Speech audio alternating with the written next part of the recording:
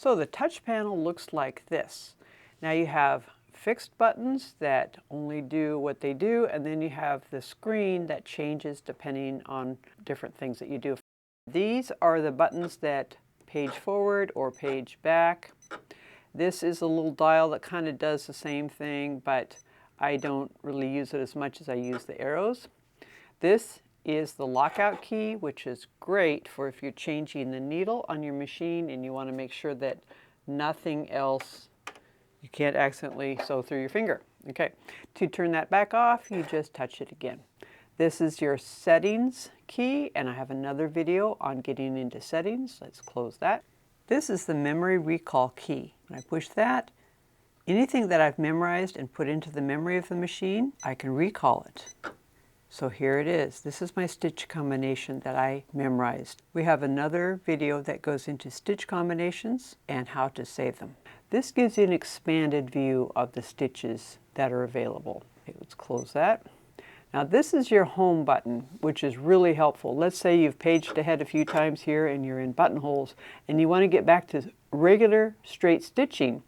Well, that's your category. Pushing that's not going to make any difference, but the home button gets you right back into straight stitching right there. I love that button. Now up here in the screen we have utility stitches, which is the category that we're in, and there's 2 pages of that. Here we have the pivot. What this does, it makes it so when you're sewing along and you stop sewing, your foot comes up but the needle stays down, which is great for taking a look at your stitches and then just continuing on.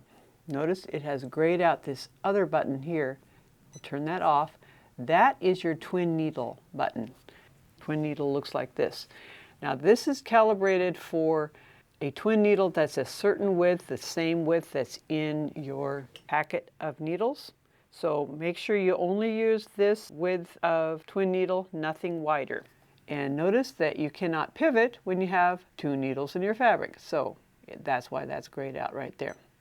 And it says check the needle to make sure. That's a really good reminder.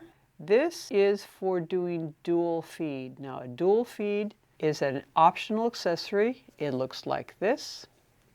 It's for having feed dogs on the top of your fabric. So when you press this, it says to make sure that you have the correct foot holder, and it tells you what your foot should look like down there. I'll turn that back off. Here is what your stitches look like, and this is the recommended foot for the stitch.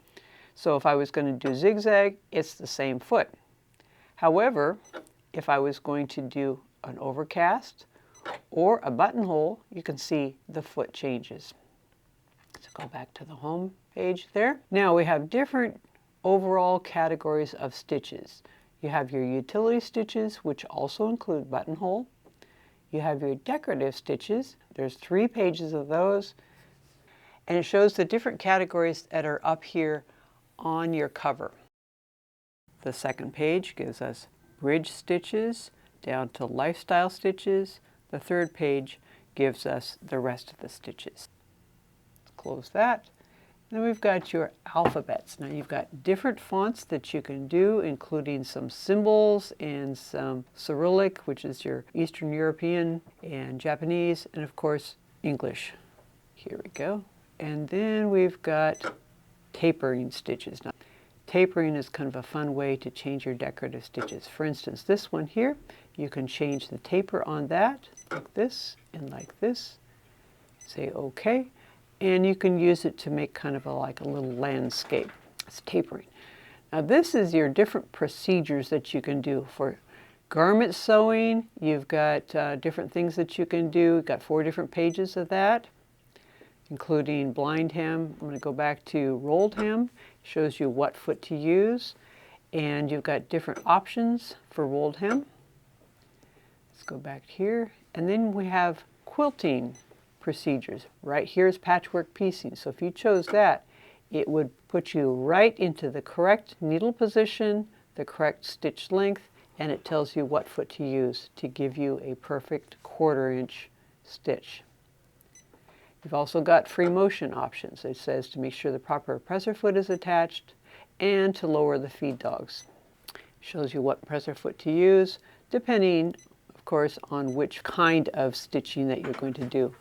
Notice this is the floating foot. Okay, go back to home. We have several other videos on this machine. You may want to check out a couple of these. And that's the touch screen. I hope you've enjoyed this video. If you have, give us a thumbs up.